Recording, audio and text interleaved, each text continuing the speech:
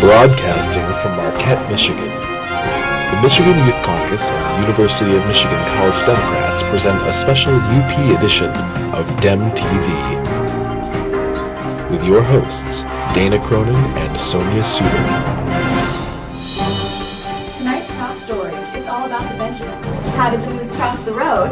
And say yah to the UP, eh? Broadcasting live from the Obama Field office in beautiful downtown Marquette in Michigan's Upper Peninsula, this is DEMTV. Welcome back. I'm Sonia Suter, filling in for Josh Strasmack. And I'm Dana Cronin, bringing you a very special edition of DEMTV.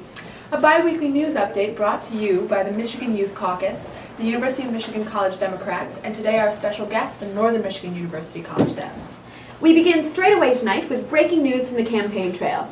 The Obama campaign reported raising $150 million during the month of September from a total of 3.1 million donors, making an average donation of $86. John McCain then announced that he had picked up 31 cans on the way to the stadium for a grand total of $3.10 for the month.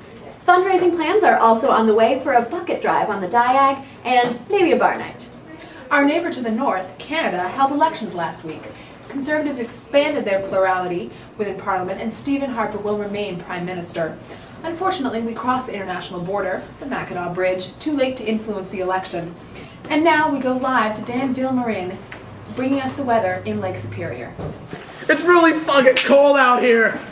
Really, really cold. All right, thanks, Dan. Now we're going to give the reins over to a fellow college Democrat. We have Justin here from the Northern Michigan College Dems. Welcome to the program. Thanks. Okay, and do you want to tell us a little bit more about what you do at Northern Michigan? All right, at Northern Michigan, I am the treasurer. I've been elected into the treasurer this year. I've been there for 2 years, and I really want Obama to win. All right, we'll take it away. Okay. Colin Powell officially announced his endorsement for Barack Obama this Sunday on Meet the Press. For those of you too young to remember Powell, he was the Secretary of State under President Bush and the Chief General in charge of the first Gulf War. Powell joins other prominent Obama cans like Christopher Buckley, Susan Eisenhower, Paul O'Neill, Dennis Hopper, Charles Barkley, and other Republicans who have heard Sarah Palin try to talk about her foreign policy. In the meantime, John McCain is still holding on to his star-studded endorsement from Daddy Yankee. Good stuff. In other campaign news, as Sarah Palin's popularity continues to plummet, bros still continue to show up to her rallies in droves, according to a New York Times article. The vice presidential candidates' crowds are notably male-heavy, 70-30, reports the Times, and the catcalls are a prominent feature. Shouts from the crowd reportedly include such things as, "You tell 'em, baby," "You rock me out," and, of course, "Marry me, Sarah." Palin has done little to curb such advances, and her popularity continues to grow among the construction worker demographic. And yes, that is a fact. It's a sign of a truly feminist candidate when your crowds are mostly men ignoring your speeches to comment on how hot you are. And this type of leadership, along with its ACD soundtrack, cracks glass ceilings and inspires such porno as "Who's Nailin' Palin?" And now, over to our senior wildlife correspondent and fellow Yooper, Zach Bennett. Hey, thanks there, Dana. In the biggest UP story since the invention of flannel, a moose and its 2 calves wandered into downtown Michigan. The majestic creature drew hundreds of local residents, taking pictures and gawking for several hours. The disruption to local business caused police to shoot the moose, prompting outrage from onlookers. Well, here's a fun fact for you. The UP moose population was restored in 1986 when Michigan traded 150 wild turkeys to Canada in exchange for 59 moose. Ontario rejected our original proposal of trading Michigan State on the grounds that they were already exporting their trash into our state and did not want to get any of it back. So back to you in the studio, Sonia. Switching gears to some exciting sports news. The Michigan hockey team beat Northern Michigan on Saturday night, with the College Democrats serving as the entire student away section.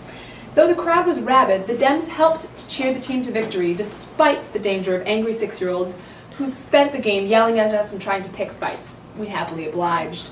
Now, before we go, we'd like to remind you to check out our blog at umishdems.com/blog to discuss the topics you've seen on today's show. And as always, you can download our free podcast by typing DEMTV, one word, into the search bar of iTunes. Now, signing off, this has been Sonia Suter and Dana Cronin. Thanks for watching. Go blue and keep it liberal.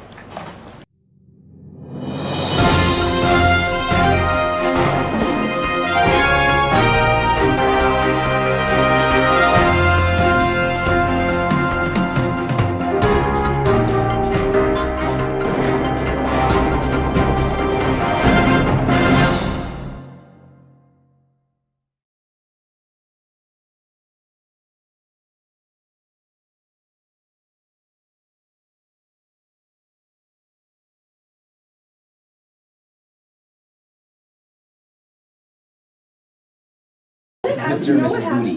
Mr. and Mrs. Booty. So does that make it a booty call? Yeah, I don't. So basically my line is I'm just standing out here in the water and I have to scream it's really fucking cold out here. Really, before my legs freeze off. I've been filming, Dan. Oh no, it's just Virgil, go! Joe! All right, Dan. Now you are. It's really fucking cold out here. All right, do it again.